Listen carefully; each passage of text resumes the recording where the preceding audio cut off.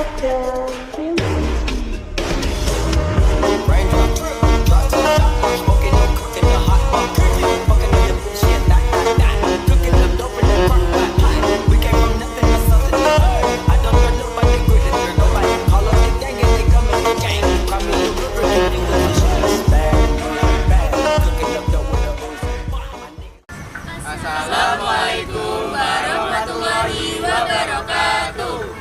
Hai semuanya, pada hari ini kami akan mengajak kalian semua untuk jalan-jalan sekaligus belajar budaya dan sejarah di salah satu monumen paling penting di Indonesia, yaitu Monumen Tugu Pahlawan yang terletak di kota Surabaya. Pasti kalian nggak asing sama tempat ini kan? Dan pastinya banyak fakta sejarah dan unsur budaya yang terdapat di dalamnya. Tunggu apa lagi? Pantengin kita terus sampai akhir ya. Stay tune. Dadah. Tugu Pahlawan berdiri setinggi 41 meter dan berbentuk paku terbalik. Uniknya desain ini terinspirasi dari simbol-simbol kebudayaan lokal yang menggambarkan tentang semangat perlawanan masyarakat Surabaya. Nah, coba kalau kalian perhatiin tubuhnya berbentuk seperti lingga yang melambangkan kekuatan, keberanian, kejantanan, simbol penting dalam budaya Indonesia. Karena berada di pusat kota Surabaya, Monumen Tugu Pahlawan ini sering dikunjungi oleh warga lokal Surabaya, bahkan turis asing dari berbagai negara. Biasanya para pengunjung ini berkunjung untuk mempelajari sejarah tentang perjuangan rakyat Surabaya dalam mengusir penjajah. Tugu Pahlawan ini terletak di depan kantor Gubernur Jawa Timur serta terletak di sebelah kantor Bank Indonesia. Tugu Pahlawan ini juga menyimbolkan rakyat Indonesia, khususnya arek Surabaya dalam melawan penjajah.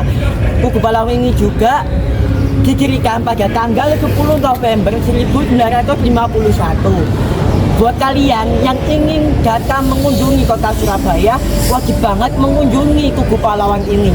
Mengapa? Karena Tugu Pahlawan ini juga menyimbolkan berbagai sejarah, menyimpan berbagai sejarah untuk kalian pelajari dan dipahami. Terima kasih.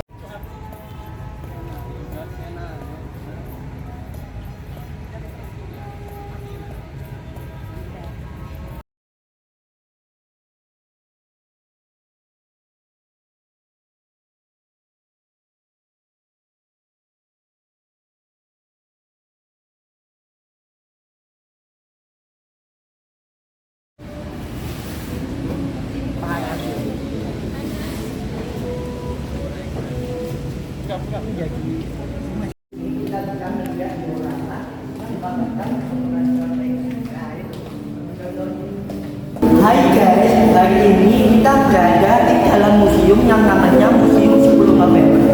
Di sini yang berada di bawah Monumen Tugu Pahlawan. Nah, di sebelah kanan saya itu ada diorama yang menggambarkan pertempuran 10 November untuk arah Surabaya melawan penjajah. Tugu Pahlawan dibangun untuk mengenang peristiwa pertempuran besar di tanggal 10 November 1945. Nah, pertempurannya itu yaitu pertempuran di Surabaya. Hal ini adalah peristiwa paling heroik yang dilakukan oleh masyarakat di Indonesia, khususnya di Surabaya, yaitu arek-arek Surabaya melawan para tentara-tentara sekutu. Tokoh utama yang berperan besar dalam peristiwa pertempuran Surabaya adalah Bung Tomo, karena berkat jasanya dalam berpidato untuk membakar semangat para pejuang-pejuang dari Surabaya dan arek-arek Surabaya, akhirnya para penjajah berhasil terusir dari tanah Surabaya.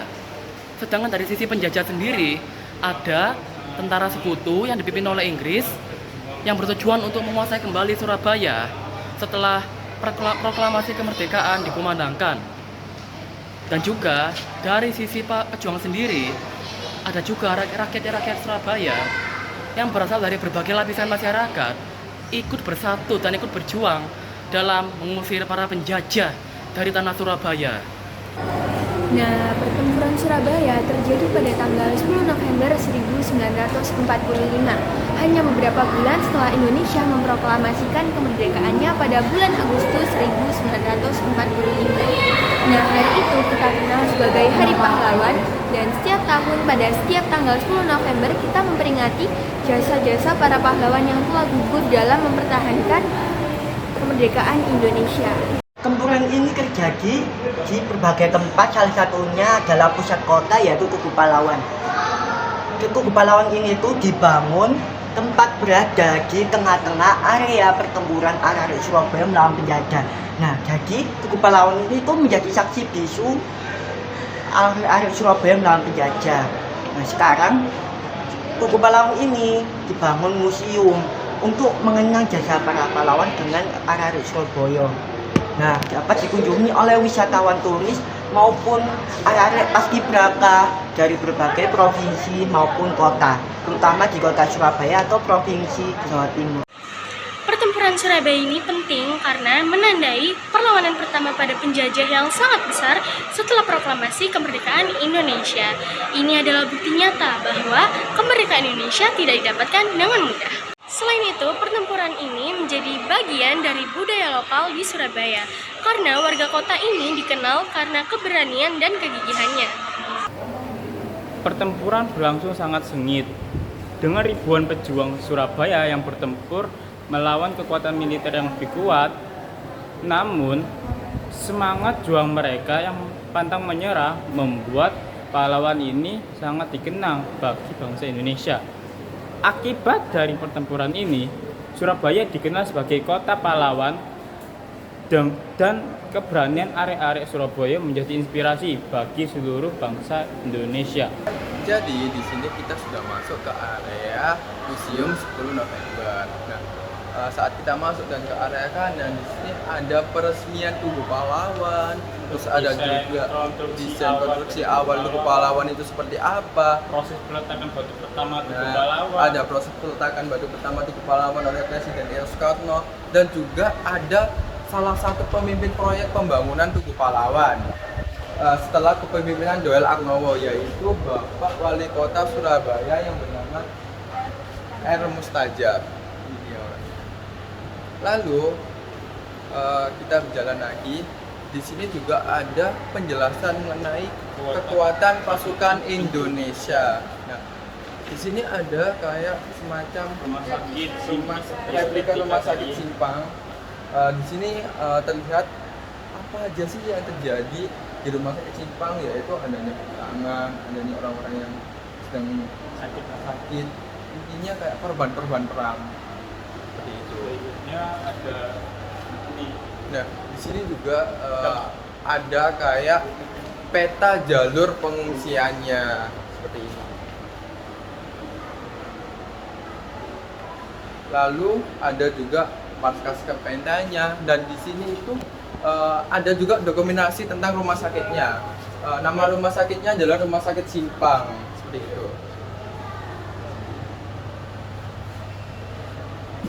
Lalu di sini ada masa pasca proklamasi, yaitu di 1 Oktober 1945 ada penyebohan markas Ken Petai. Lalu di 25 Oktober 1945 di sini juga ada pendaratan tentara sekutu di Surabaya. Lalu juga ada di 19 September 1945 itu ada perobekan bendera Belanda di Hotel Yamato. Setelah itu, jika kita ke sini, itu ada tentang resolusi jihad pada peristiwa pertempuran Surabaya, dan ini adalah mereka di saat mereka sedang diskusi. Lalu di sini juga ada tokoh, yaitu tokoh tentang pidato atau speech Bung Tomo itu.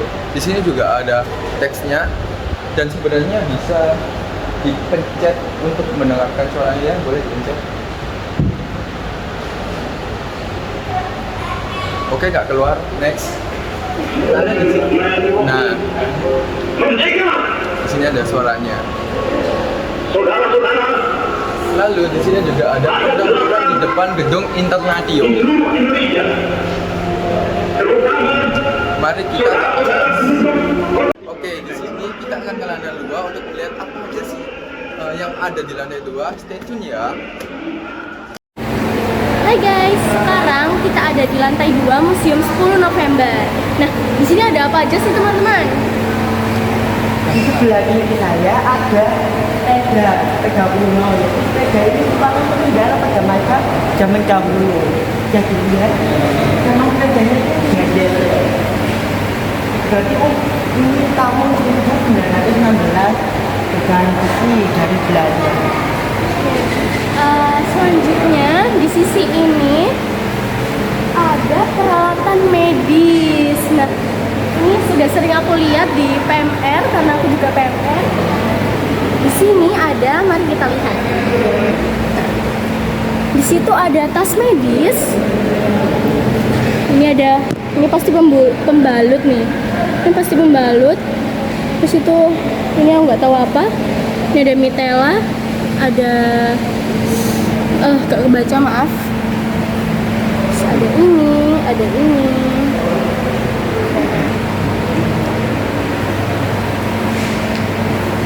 Kemudian di sini ada mata uang yang digunakan sebagai alat pembayaran pada masa penjajahan dulu pada tahun 1940. Nah, mata uangnya ini bisa kita lihat ya, ini mata uang jumlah 10 rupiah pada saat itu 10 rupiah, kemudian ada yang 100 1 rupiah. kemudian ada 10 mata uang sen gulden. enggak sih? 10 sen, ada 1 sen, Iya, ada 10 apa itu tidak tahu. 10 gulden. Oh, di sini juga ada perangko, guys. Ini kita bisa kalau misalnya kita nggak terlalu lihat, nggak terlalu kelihatan, di sini juga disediain kacamata pembesar. Jadi kalian bisa lihat lebih jelas. Apa sih? Nah, di sebelah sini juga ada. Juga ada koin, Koin. jangan dulu. Koinnya tuh berbeda dengan koin kita ya, guys. Jadi di sini ada kayak seperti donat, bentuknya bolong di tengah. Dan ada koin yang besar ini. Oh, ini juga pakai aksara Jawa.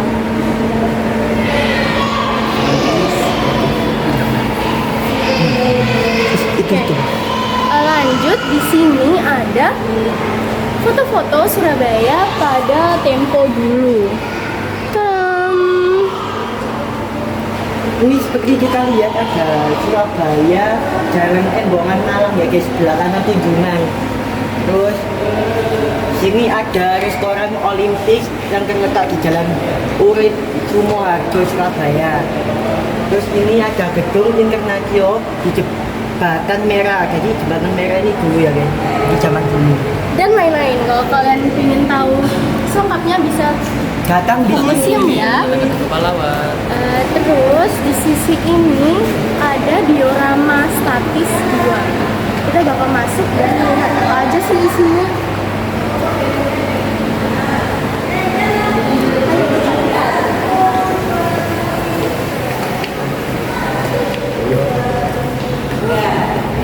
It's dark. Here you go. Pertama ada ini apa ini? Perundingan gencatan senjata. Mereka sedang berunding tentang gencatan senjata. Bisa kita lihat lebih di sini. Ini Kita kisahnya ya. iya tuh. Ada kisah lengkapnya juga di sini. Wait. Nah, next di sebelah sini ada penolakan arek Surabaya terhadap ultimatum sekutu. Nih.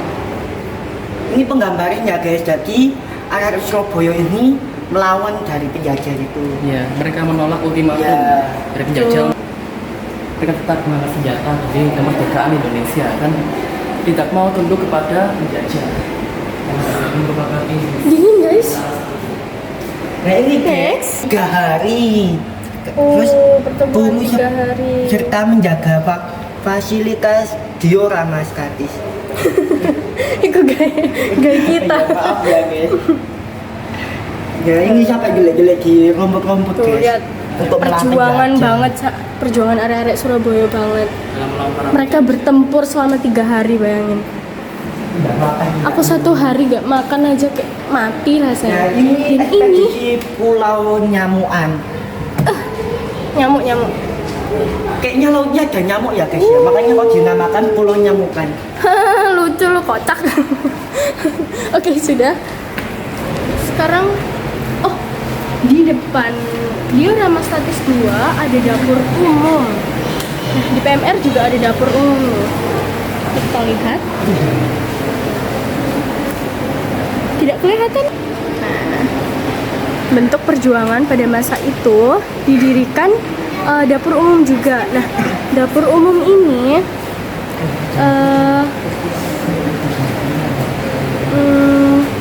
kayak merupakan jaminan sebanyak 500 sampai 1000 bungkus nasi oleh Budar. Ini Budarnya nih.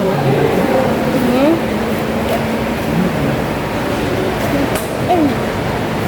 Orang-orang beliau juga sedang kayak ini api buat memasak.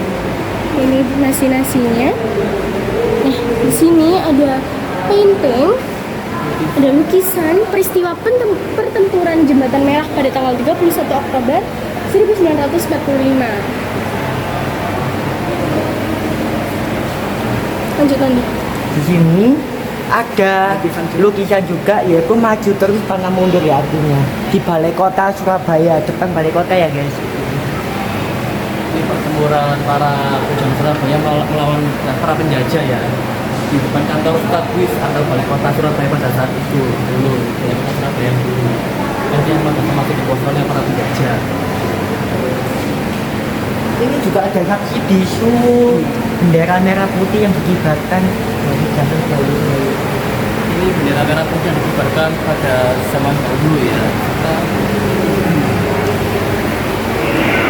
Satya Lencana. Iya, Satya Lencana para pejuang Oh, kemerdekaan Satya kita. Lencananya Budar guys. Iya, pada saat itu. Ini ada apa ini seperti peta? Ada peta Oh ya dari betul, peta topografi pergerakan pejuang. Nah, Perbaru. next. Nah, kita udah masuk ke senjata-senjata nih.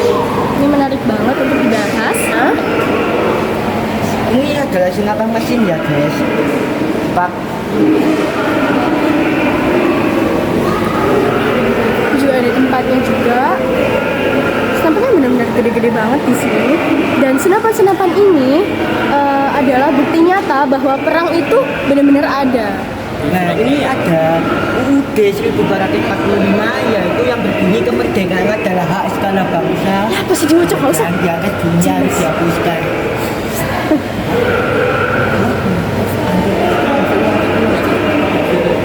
Apa guys? Gak usah kedawan lah apa sih?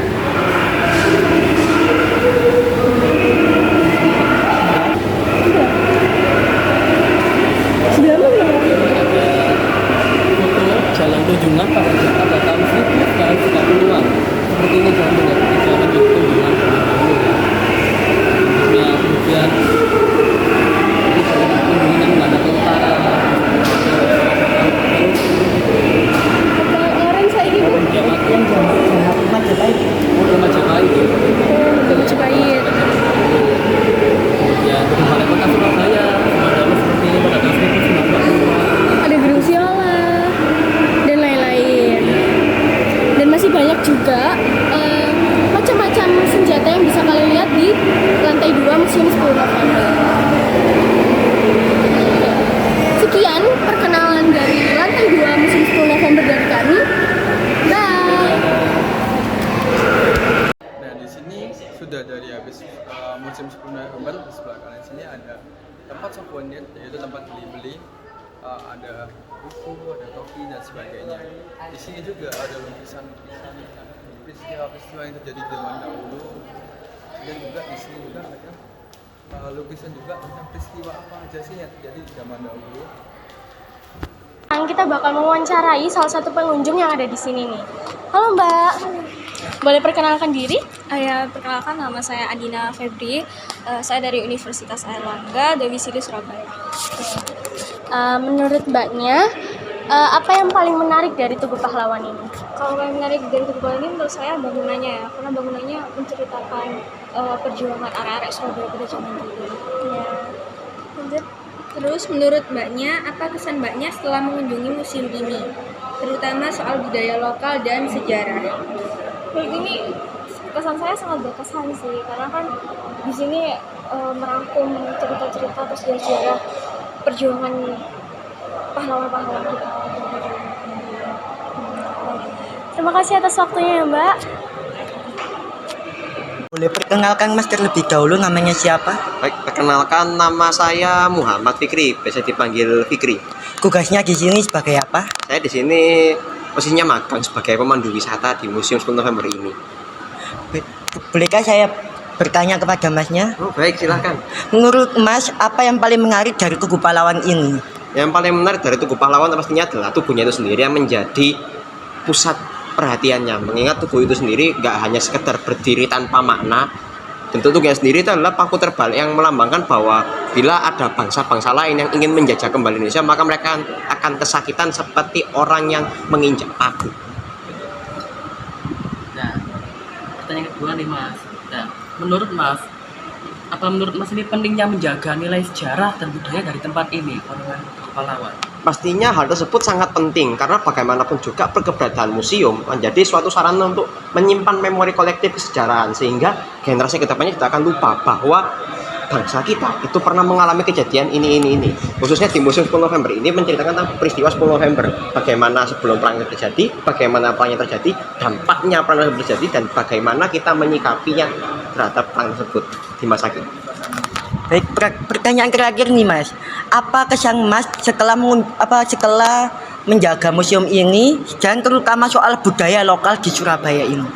Kesan saya selama menjaga di sini sangat menyenangkan pastinya karena pengunjung-pengunjung yang sangat suportif, dan pastinya ada rasa penasaran walaupun sebagian orang memiliki kecenderungannya masing-masing. Dan kemudian terkait budaya lokal Ya. terkait budaya lokal di sini sedikit banyak cukup mencerminkan bagaimana orang Surabaya pada umumnya, seperti orang yang sangat belak-belakan, orang yang sangat to the point, tidak banyak basa-basi, dan cukup berani terhadap sistem yang ada. Contohnya ketika pada masa kedatangan Jepang maupun Inggris, yang dimana seharusnya harus nurut tapi malah memilih untuk melawan. Gitu. Baik. Terima kasih ya Mas atas wawancaranya hari ini. Terima kasih. Oke, di sini kita akan mewawancarai salah satu pengunjung di Tugu Pahlawan. Oke, kakaknya boleh kenalan dulu. Perkenalkan, nama saya Nafung Marsari dari SMK 17 Agustus Surabaya. Perkenalkan, nama saya Subhan Melendra, kabar dari SMK 17 Agustus Surabaya. Menurut kakak, apa yang paling menarik dari Tugu Pahlawan ini? Menurut saya yang paling menarik di Tugu Pahlawan ini adalah museumnya, karena di dalam museum tersebut terdapat sejarah-sejarah peperangan yang ada di Surabaya. Kalau menurut saya, ya seperti teman saya, benar, museum juga salah satunya. Tapi menurut saya itu menaranya, karena kalau misalnya ada orang yang mengatakan Tugu Pahlawan, pasti yang pertama kali saya ingat itu menaranya. Apa menurut kakak pentingnya menjaga nilai sejarah dan budaya dari tempat ini? Kalau menurut saya penting sekali, karena sejarah merupakan mahal sekali kalau didapatkannya, karena di dalam sejarah memiliki ruang dan waktu yang dimana tidak akan terjadi kembali. Kalau menurut saya, sejarah itu harus dilestarikan, karena sejarah itu hanya bisa dilakukan sekali dalam seumur hidup, yaitu di masa lalu, dan sejarah itu terdapat banyak peninggalan, termasuk alat-alat tradisional zaman dahulu ataupun alat-alat elektronik yang sudah tidak digunakan zaman sekarang. Jadi sehingga nilainya itu sangat mahal. Jadi bisa dibilang seperti barang antik dan wajib dijaga agar kita bisa tahu kejadian-kejadian di masa lalu itu seperti apa. Apa kesan kakak setelah mengunjungi museum ini, terutama sosial budaya lokal? Menurut saya, kesan saya yaitu menarik. Kembali lagi ke pertanyaan yang kedua. Kedua, yang dimana di Tugu Pahlawan ini terdapat museum. Di dalamnya terdapat sejarah-sejarah yang dapat kita pelajari dan kita tekuni. Kalau menurut pribadi saya, yang paling menarik itu senjata-senjatanya, terutama senjata tradisionalnya milik Indonesia sama senjata rampasannya milik Belanda atau Jepang. Dan terkadang ada beberapa senjata itu yang tidak sesuai ekspektasi, contohnya itu senjata bambu runcing. Saya pikir senjata bambu runcing itu ukurannya 1 meter atau 2 meter gitu, tapi ternyata ya panjangnya kayak pedang biasa gitu. Iya, kakak. Sama-sama. Jadi itu adalah vlog kita yang ada di Tugu Pahlawan. Terima kasih sudah menyaksikan dan semoga kalian semua mendapatkan informasi-informasi tentang Tugu Pahlawan. Terima kasih, bye-bye.